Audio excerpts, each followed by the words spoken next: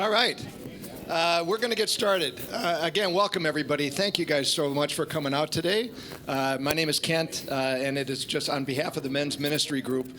We're just really grateful that you all took some time to be with us today. We are really excited. For those of you that don't know Corey Heppola, Corey and his wife Camille have been members here at Lord of Life for about 10 years, living in the community. Corey moved here to be a part of Channel 11, Care 11 News, and he's going to share a little bit about his story with all of you. And so without any further ado, I'm just going to turn it over to Corey. All right. Thanks, Kent. And just a huge applause to Kent and the entire team for putting this all together today and the energy behind it. I mean, unbelievable. We're so grateful for his positive energy and what he's doing with the men's ministry, and thankful for all of you for coming out here today too on a Saturday and making time. This is what community is all about, and so really appreciate all of you being here today too. And we got the word out fast, so that was fun too. So this is something I want you to reflect on today.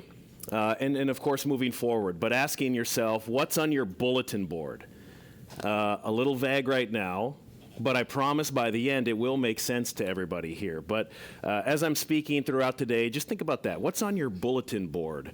And you can kind of see there's a picture of myself. I'm a little guy hugging my grandma Heppola here. So when I was a kid, my grandma had this small house, and I remember when I would walk inside, there's a little hallway here, and you turn left, and there's a small house, and then this was my grandmother's kitchen. Here was a dining room, and on this wall right here, as you'd walk in, was a bulletin board. And I remember as a kid, I would just be so fixated on this bulletin board, and so I would just, we'd go over to her house every Sunday, and I would just sit there and kind of read what was on the bulletin board, what had made the bulletin board. And my grandmother each week would cut out the stories from the local newspaper, and she'd pin them up there. So each week it was different, and I would just be transfixed on this, like looking at all the stories that were pinned up on the bulletin board. And each week it was so fun because it was like this ongoing joke that just kept happening. But each week, my grandma would come up to me as I was standing there just kind of reading them, and she'd go, hey, Corey, just remember, when you get older, you want to be in that newspaper for something good and not something bad, right? We knew what that meant. So what stories are you pinning up from your community, right? Because my grandmother was pinning up the positive stories from her community. These weren't just the stories of her family, right? These were stories from her small town that she was proud of. The young couple getting married, the new business downtown, the high school team making it to state. So think about your own lives and think about your communities. What stories are you choosing to pin up? Meaning, what stories are you telling others about your community? So let's define community, right? Yes, community can be your small town. It could be the neighborhood you live in, the development you live in Maple Grove or whatever community you come from. But it's more than that too, right? It's not just town or neighborhood. Lord of Life is a community. What stories are we pinning up about Lord of Life right now? Because I'll tell you, our Lord of Life community needs us right now. Needs us. All of us in here, we all play a role. Because the stories that we pin up, the stories that we tell others about our community, people are going to believe you. So we are our biggest advocates. So that's one thing I want us to be thinking about here today, as we go along. So I'll keep asking it. What's on your bulletin board? A lot of you know, I grew up in a small town. I grew up in Perham, Minnesota. So, about 3 hours northwest of here, an hour east of Fargo. Lakes country. Perham's, it's surrounded by more than 1,000 lakes in Otter Tail County. It's a beautiful part of the state of Minnesota. My first public speaking, and you can kind of see, I ended up, going into television, ending up at Care 11. But my very first, and this is why this is special for me, my very first public speaking was at church. So I went to Calvary Lutheran Church in Perham. It's an ELCA church. And I remember as a third grader, my mom asked me, would you like to read the lessons in church?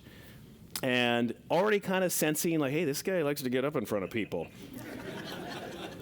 So I was like, yeah, absolutely. Like, sure, that sounds great. And then they sent me the lesson. And like tomorrow, I'm reading the lessons tomorrow at 8:30. It's Psalms, right? Great. I know this one. Like, the Lord is my shepherd. No, the first one as a third grader I get is from Deuteronomy. It's some Old Testament chapter. And also the whole week I'm prepping like, okay, Deuteronomy, like how to say it right. I remember thinking, why can't I get one of those Matthew, Mark, Luke ones, A little bit easier. But so that was my first public speaking. And I was very excited about it, kept doing that, but was very involved in the church, growing up. I was asked already today, too, like, well, you ended up here. Did you know? Yes. Yes, I knew. At 8 years old, I told my parents, I'm going to be a news anchor in Minneapolis. I never once had a different plan, which is kind of dumb. I mean, I didn't have any backup plan. I didn't, even in college, they were like, okay, well, that's great, but what if, right? And I'm like, no, I'm going to be, and it was almost like I was offended by that. No, I'm going to be a TV news anchor in Minneapolis. That's just what I'm going to do. So I followed that, dream from high school in Perham. Chose to go to Concordia College in Moorhead. Some Cobbers in here. Yeah, roll Cubs. But also, one being that Fargo-Moorhead's a great community, felt comfortable there, but that Concordia was a Christian college. That was something that was important to me. It was associated with the ELCA, and so it felt like home, and always did. And so from there, I got an internship right away. I was very motivated, got an internship with a TV station in Fargo. What's really interesting about that is, like, this is back in the day when you were an intern and they didn't pay you. Now interns get paid. Not back then. And I should have known this was probably foreshadowing my journey. But the first TV station that I reached out to be an intern, unpaid, said, no, we like this other person better. The second TV station I reached out to, they said, no, we like someone better. I'm like, I'm not even getting paid for this, and I can't get a job. And finally, the third station, the CBS station in Fargo, said, yes, come on in. But it was a perfect place because they needed me. So then I got involved really early on. They were kind of like, go ahead, dude, So I was 20 years old, interning. The day I turned 21, they hired me back. And so, and from there, I was reporting on air and then was promoted as an anchor. So here, I was 21 years old, a junior at Concordia, going to school full-time during the week, and at nights, anchoring and reporting on TV. And it was a dream come true. I mean, it was all I ever wanted to do. And that was like my plan for my life. Like, that was the plan that I had. I'm like, great. I'm going to be here in Fargo. It's close to home, and I'm going to continue to work and get better at my craft until I can make it to Minneapolis. I always like to say that God has other plans, right? It turns out the reason that I was being promoted was not because I was some prodigy and I was good. It was because the station was being sold and everyone was worried about their jobs. So I was a warm body. They needed somebody. And I was right place, right time, but what happened is, after a year, I was laid off with a lot of other people as the station was sold. And so I worked all through college. I see up there. I worked all through college and then graduated college without a job.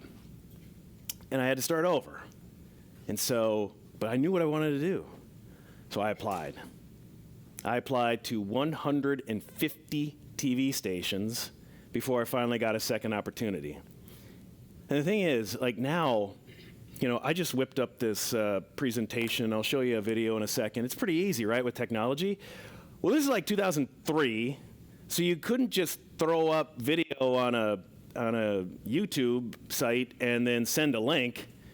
I had to VCR to VCR, make a reel of my work. So what you do is you have to put together 5 to 10 minutes of your best work so that they can watch you, judge you, see how you look, see how you write, see how you tell a story, okay?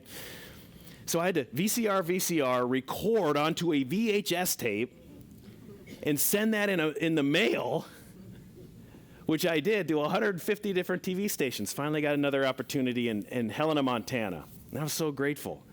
Another thing to know about the television industry, not like just any other industry out there in terms of applying, you don't really get to pick and choose where you want to go. It's like which station is interested in me, who has an opening. And so I had never been to Montana. I had never been to Helena. And in television, they have markets. So like there's 210 markets in the country. So number one is New York City, right? It's the largest. And then LA's 2, Chicago's 3, all the way down to 210. Helena's 205 of 210. So I was going to the bottom, but I was happy. I was grateful. I was doing exactly what I wanted to do. So I was in Helena for about 3 years. And then another 135 VHS tapes. I end up in a small market in Elmira, New York, 175. Rochester, New York. I threw this one up there for Kent because I covered the Buffalo Bills. And he's from Orchard Park. He's a Bills fan. So I got to do that. Was there for 3 years. Austin, Texas, Houston, Texas. And then finally, we made it back home to Minnesota. And the dream came true at KARE 11. And, 350 TV stations said no. I was laid off twice. It's not like I was making a lot of money. I mean, I was making like $20,000 a year.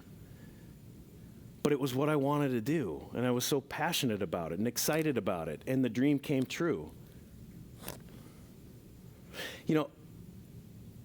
As I was kind of going through that journey, a lot of failure in there, right? A lot of failure. There was one thing that kept me going, and it was my faith. And I kept holding on to, and I think this is important for all of us as we all go through things, whether it's family related or health or loss of job or whatever, right? We all struggle with something. And the thing that I always hold on to and did during that time and continue today is my favorite verses. It's from Romans 5:3-5.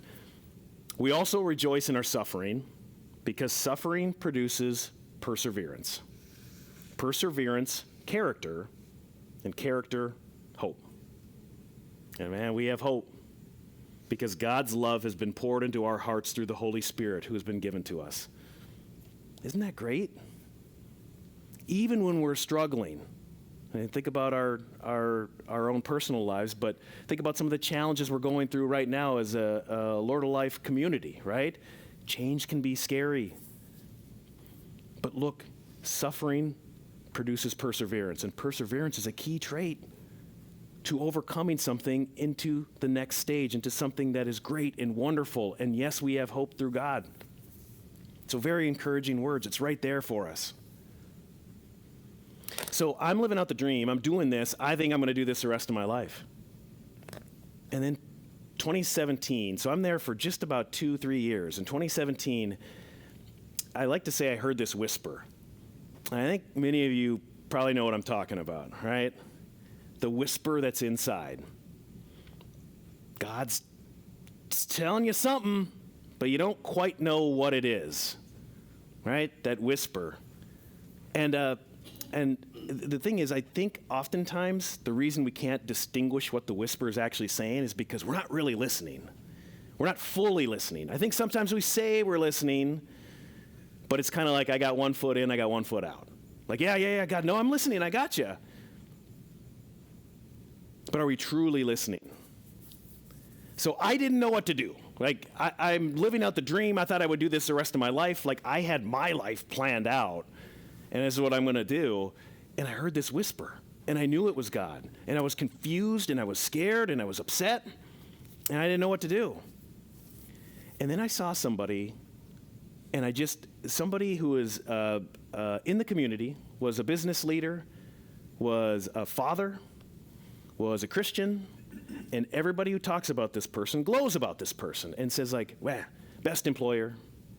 Yeah, I mean, awesome, balancing being a dad and a husband, and is proactive in the community, serving others, lives out the Christian word." And I don't know why, but I felt it in my heart. I'm like, I need to reach out to this person who doesn't know me, but I'm going to reach out to this person. So I did what anybody would do. I put together an email unloading everything. It's like, I don't know what to do. This is what, and I had to Google the email and try to figure out if it was the right email. And I just guessed. And I sent off the email and then immediately regretted it, thinking like, what is this? What am I doing?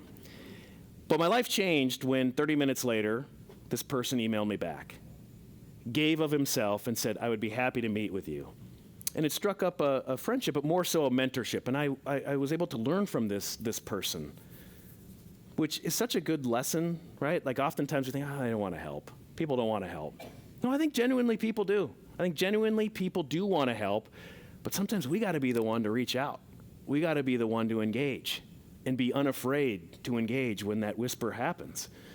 So I talked to this CEO, and I said, well, I mean, you must have been like me, right? Like, did you have being a CEO of this high-level company on, like, as a kid, were you thinking about it? Is that what you wanted to do? And then you sacrificed, you did this and you did that to get here? And he looked at me and he laughed, like not in a bad way. He just laughed. He said, no.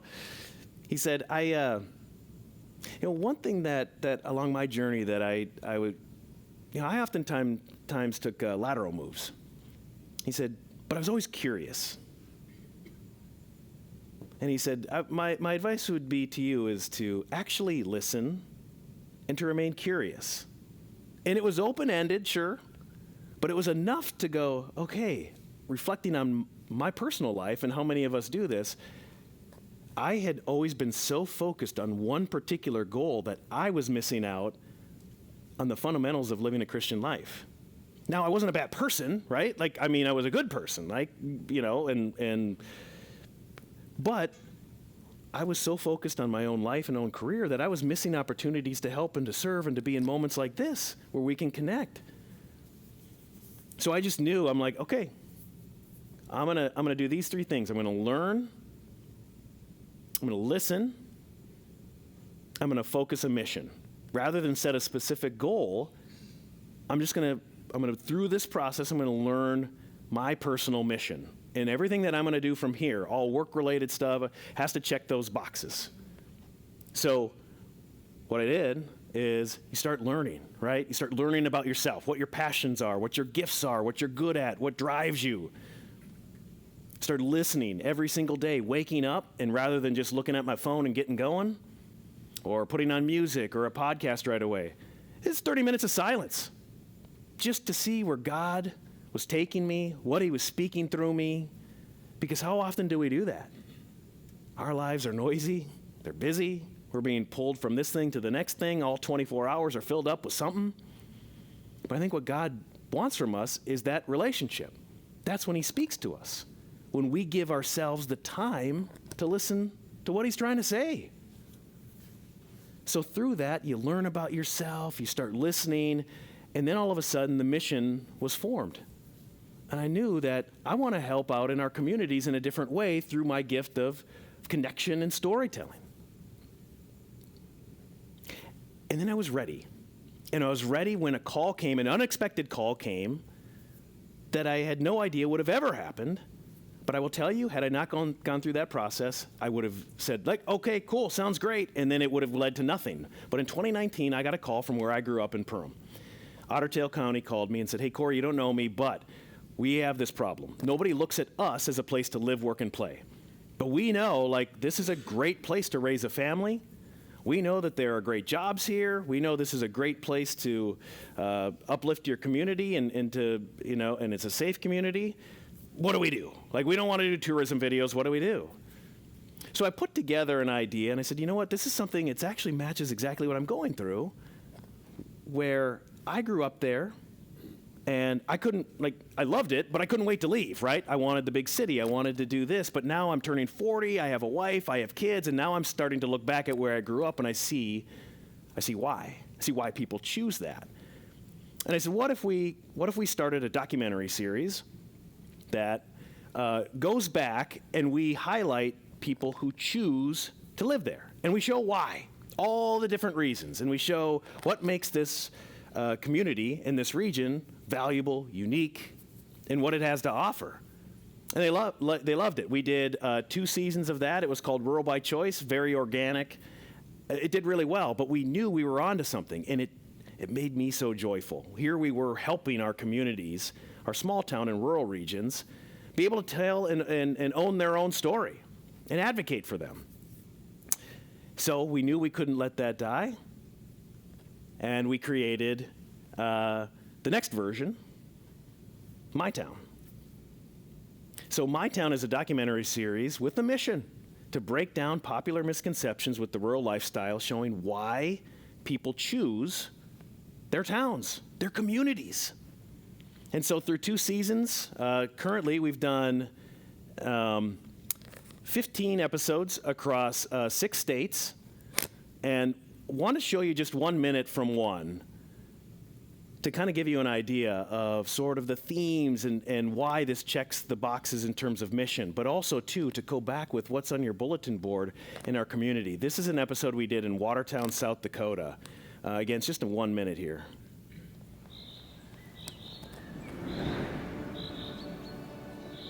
Coming back here in the peace and the serenity, this is all part of our Creator here.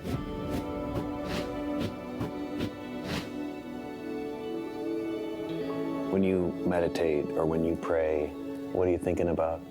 I'm thinking about All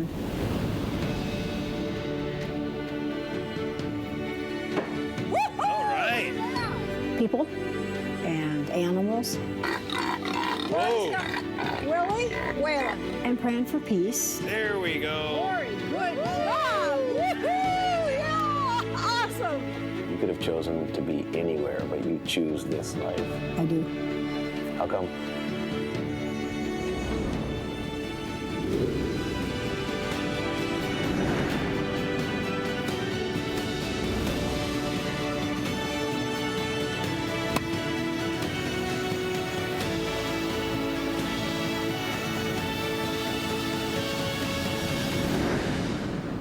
Hold on. This is South Dakota? We got to break down the misconceptions, right? So that's Joy Nelson, and she is an integral part of that community in Watertown. But what she's done is she spent the last 25 years of her life building a nonprofit there so that kids and businesses, well, specifically with kids first, can come and experience an old-time South Dakota experience, ranching. But these kids are kids with special needs. And so she is so good with these kids, and each year thousands and thousands and thousands of kids come there and stay there at this ranch and get to experience this. Those are the types of stories that don't get pinned up on the bulletin board anymore. The bulletin board that, if you think about media and globally, it's negative, right? It's all negative. Those are the stories that need to be told. That's my calling.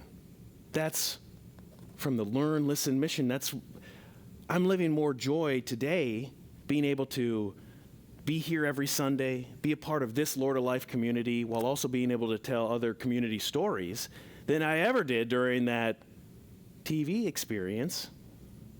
And that's the joy that we find when we truly listen to where the Lord is calling us. So I got it all the time as a kid, though. It's like, well, you should be a pastor. Why aren't you going to be a pastor? In fact, even when I was a junior in high school, our pastor at that point in our church, we did this Lenten. There was a 2-part sermon in the Lenten series this year. This would have been like in the late 90s. And our pastor was like, you got to come with me. So basically what it was, here, I'll set it up a little bit, is our pastor would come in and we would go to a different church.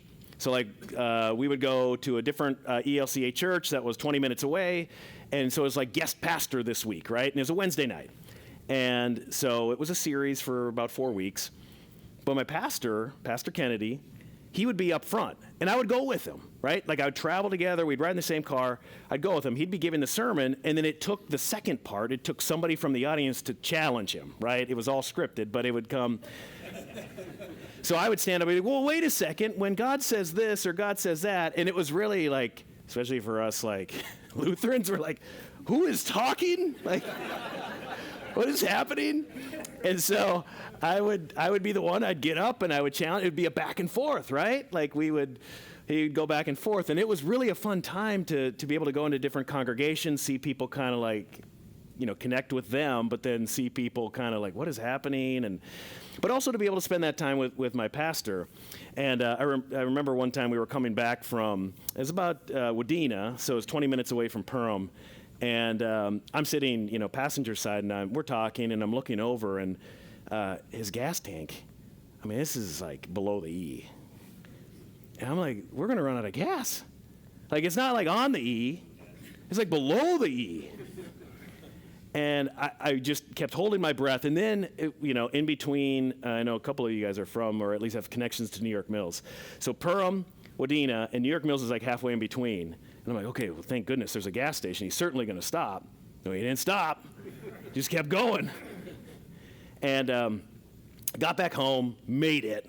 And my mom asked how it went. And I said, well, it went fine. But I know Pastor Kennedy is a man of God because we got home. It was below the E. And I don't know how we made it. But I always got that, right? Like, you should become a pastor. You should become a pastor, which I always just thought that's such a wonderful compliment. But not all of us are called to be pastors. And that's okay. But we are still called to be Christian leaders in our community. And I always felt like, hey, I can still be that Christian leader no matter where I go. Can plant the seeds, can share a little bit when the time is right, and to inspire that joy in others. So we can do that in our community, at our jobs, in our lives, plant seeds of our joy and our faith with others. And we're all called to serve. And that's where I want to talk about today is us here at Lord of Life. Like our community. We're going through something now that this congregation, this church hasn't really been through. Right? We've had stability at the top end with pastors forever. So many of us have been longtime members. We're going through something, and that's okay.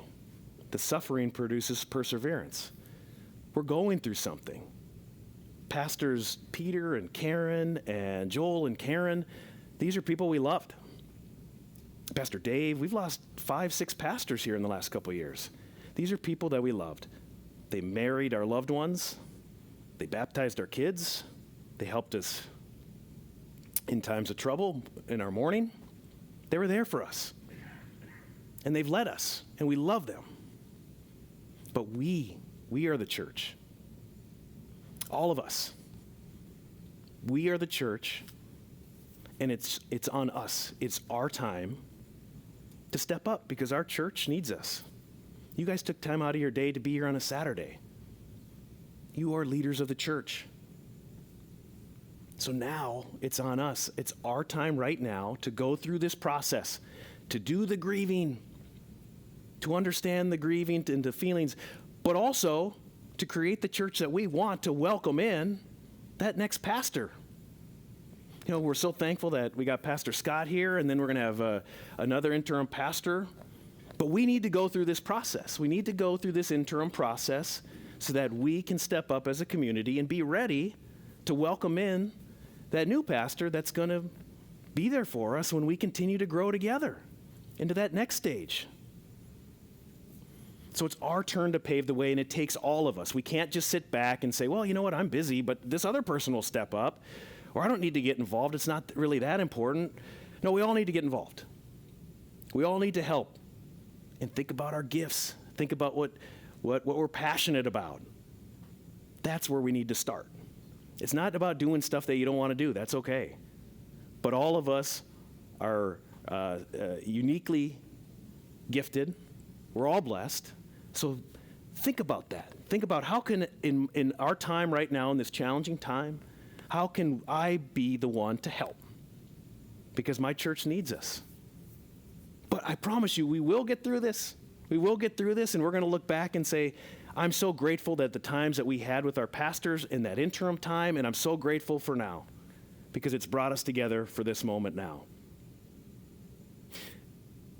I do want to remind us too about this that I love, because oftentimes we can start to say, well, you know what, I'm busy, not right now, I can't really do this now. I can do this maybe later. Don't wait. We need everybody now, right? Ecclesiastes 11:4. If you wait for perfect conditions, you'll never get anything done. It's true. We can all make excuses for the rest of our lives, but now's the moment. So, what is on your bulletin board? And I'm gonna keep this exclusively to Lord of Life, okay? Our church needs us to pin up the positive stories. Look, we do so much good. We do so much good. I know it's easy to sometimes say, well, man, we could have done this, or we missed out on this, or if that person had done this. Eliminate that limited language. We don't need any of that right now. We are an amazing community that does amazing things within the context of this community. That's how we're called to serve. So let's not forget that. And right now, we are called to serve. So what is on your bulletin board? Let's pin up those positive stories. Let's tell other people why we choose. It could be anywhere, right? It could be anywhere on a Saturday. It could be anywhere on a Sunday, but you choose Lord of Life. There's power in that word choice.